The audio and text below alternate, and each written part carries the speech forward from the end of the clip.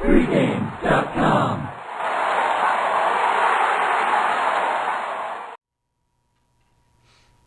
San Fran at the red-hot Detroit Lions. Detroit -4, total 46. This is Brian's pick. Who do you like? I'd like to play a side on here, but I think the line's where it should be. I figured it probably should be at 4. Short week for Detroit. But I think the more value in this game is to play the under. And the reason being, if you watch that Monday night game, you saw all the trouble the Bears had with the counts, offensively and defensively, jumping offside and everything. The Detroit fans really put forth a great effort in that game, and they really helped the team win on Monday night. Thank you very much, Detroit fans. So I think we're going to see a very similar situation. The game's already sold out. We're taping this on Thursday, and I've already read where it's already sold out. So I think we're going to get another effort like that out of the fans, which means it's going to be tougher for San Francisco to make any audibles at the line of scrimmage.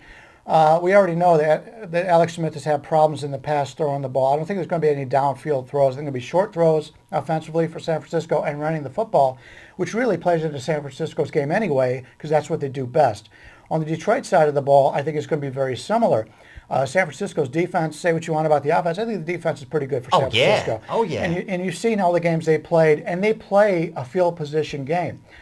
Detroit had a lot of the games early in the season go over, but that was because they got behind early and had to throw the ball all the time in the second half. So if you just strictly look at the over-unders on the season, Detroit's gone over, but it's been a projection of the game. It hasn't been in the game plan. And I think this game's going to be, both teams really want this game. They're both high-profile teams right now. They're both winning. It's going to be a very important game. I think it's going to be more of a feeling out thing. You do a lot of boxing. They'll be feeling each other out in the first half. I don't think either team gets much of a lead, and it stays that way through the second half, and Detroit won't have to pass the ball. I got to agree with you. I think the under does have some value for sure. You add to the fact that San Fran, what you were telling me right before we hit record, they don't want a shootout, for sure. Then couple that with wide receiver Morgan, who is now out on the IR.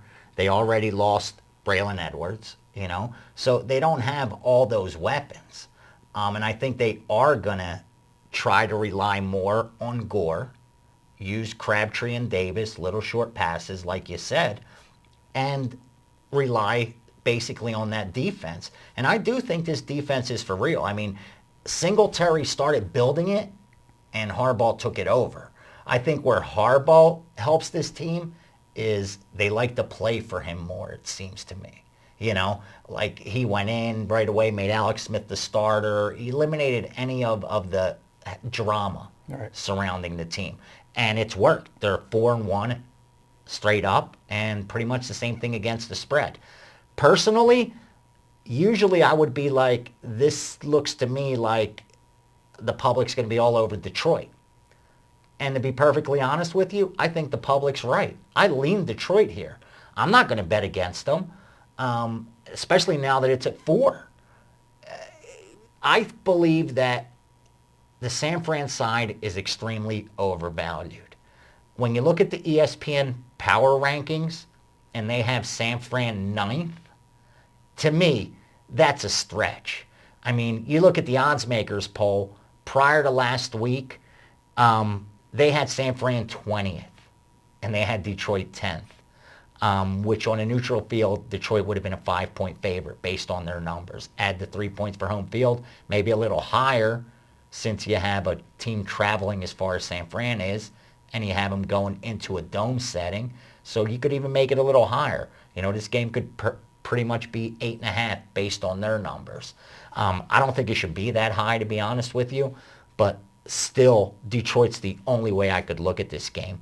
Statistically, they're extremely similar. If you look at yards per point on offense and defense, they're almost exact, which was surprising to me. But I just think San Fran isn't going to be able to sustain what they've been doing. They're plus 10 in turnovers, and I just don't think that's sustainable because Alex Smith has thrown 7 touchdowns to only 1 interception. And unless he never throws downfield the rest of the season, I don't think they could sustain that. So I don't see San Fran being a team that wins 75, 80% of their games when the season's over. But I can see Detroit being a 12-win team. So I like Detroit here. Not enough to make them a bet or a play, but I will not get in front of this team. You know what I mean? I bet against them on Monday night. I thought I had value with Chicago. I thought the price was inflated, and Detroit went out there and covered the number. So the last thing I'm going to do is get in front of them just yet. There'll be some value against them ahead. You know what I mean? As they keep covering these numbers, eventually there'll be value going against them, but this week I can't do it. Yeah, it's a situation. Detroit, I mean, the Monday Night Football game was a huge game for them. I mean, not only against a divisional rival, but it's a rare Monday Night Football game for the Detroit Lions. So a little bit of letdown, I think, in there. So I think the 4 is the correct number, which is why I don't have the play on the side. It's the play on the under. Under for Bryan. And that's my play. And we are going to go into overtime here and talk a little bit about sports betting and the value on playing games early as opposed to Sunday morning. I know a lot of you guys put out plays on Sunday morning, and really you're playing into the tightest line of the week. The guys I know who bet for a living bet the games early. We've talked many times about getting the games of the year down at the Golden Nugget and the Hilton. The Wynn puts out the lines in college football earlier than anybody. And I was down there this week, and there was only maybe 10 of us in line betting into these lines. And, looking over our portfolio, I've made 9 bets. 8 of them have gone my way. So it's a situation where I got the best of the numbers, and I looked at the lines last week. They all came towards 90%. Came towards my line as the week has gone on. This week I'm just kicking myself. I didn't make more bets because the games, even the games I didn't bet, were coming towards my line. So just keep in mind when you bet earlier in the week, you're going to get the better numbers. And you're going against the odds makers early in the week. Yeah, where later in the week you're going against the market. Yes. Because they're already betting into it. Yes. You know what I mean? So it's pick your poison. You feel you get more of it going against the odds makers, or after they adjust. And I think there are some times where you do want to wait. You know what I mean? If a line's going to go a certain way, if you like a dog, let's say, right, and on a primetime game, public money outweighs wise guy money, and because of that, public money will affect the point spread. Sometimes it's in your benefit to wait it out and say, let me wait and get the best number. But a lot of times, I agree with you 100%, it isn't. And the goal is to beat the number, and the best way to do that is to get down early. The question I have is this, and I've started doing a lot more of that. Mm-hmm. I've always done that for myself, but because we do share and sell information, I've always had that problem, because it's when you put out a game early and you got guys who, don't do it professionally, don't do it for a living, do it recreationally, and they don't bet till the end of the week, the line moves 2 points, 3 points. Right. And then is it too late for them? You know what I mean? And because of that, I've always had to try to balance the two. This year, I put out a package early, and you're absolutely right. It's benefited me so much. I've hit 4 out of 5 college football games betting into the early number, and I think there's a huge advantage to doing that. But at the same time, I try to balance it, because I don't want that guy who couldn't get down at -6.5 now having to lay 8 come Saturday or Sunday. There's nothing you can do about that. No, to be honest with you, if I was buying play, and I have bought plays from other handicappers. Sure, in the who past, has? There's a lot of guys I respect in this industry. Exactly. I mean, I don't handicap hockey. If I know you're good at hockey, I'll pay you just so I Exactly. can make some money out of it. So what I do is, once I place my bet, I load up my play and send it out to the websites I'm on. That way, if somebody's following me, they have the same chance to get the same line as I did on that game. So and your guys know that you're going to do that. Yeah, so. for my seasonal clients. Sure. I send them, and I'll even tell them for my personal clients, I'll tell them, I says, listen, let's grab this 3.5 now, because it's not going to be there at the end of the week.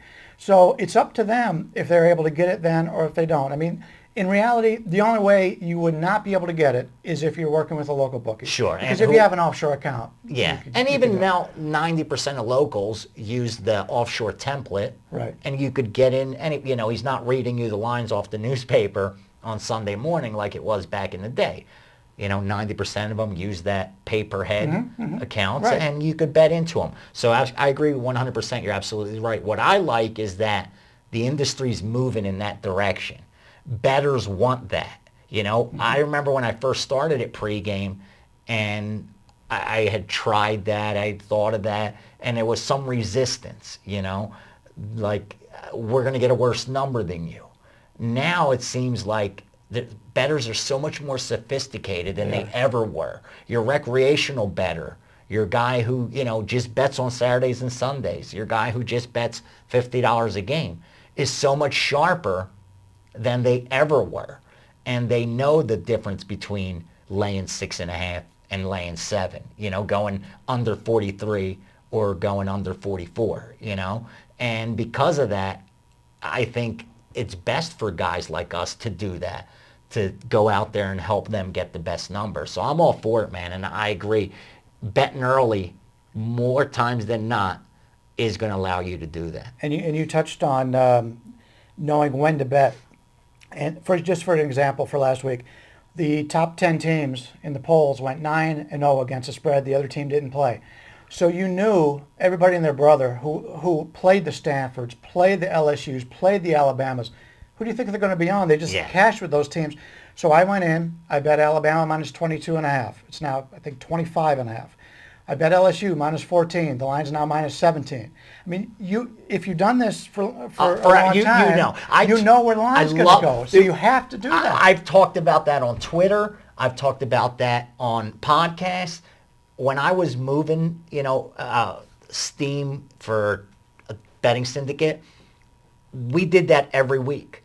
Bet the top 3 teams. It was the top 3 bet, we used to joke, you know, because the line's going to move. As soon as the number went up, I mean, unless it was a Red River rivalry or something like that, right. You know, more times than not, when a line's in the 20s and it's the top teams in the country, we knew we'd have a middle by Saturday if we wanted to get off it, you know, and at the very least, if we wanted to keep it, you're getting the best of it. You know, you got sometimes 5 points the best of it, if not more. So that became automatic. And you're so right.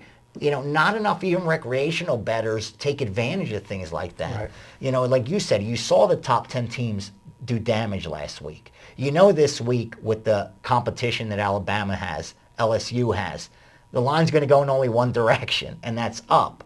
So even if you don't like those sides, why not bet that $50 on them, come back at the end of the week, and work another $50 middle? Yeah, if you don't What's like wrong it, with putting up that $5 to win $100? Put yourself in that position, and at the end of the week, decide what you want to do with it. And on the opposite side, you take a look at the NFL. The lines makers are getting killed in the NFL because who's winning? The Packers are winning. Detroit. Detroit's hot. You know, they've covered 11 straight for the preseason. The Saints are winning. All the high-scoring teams are winning, so they know that's where they're going to get their money.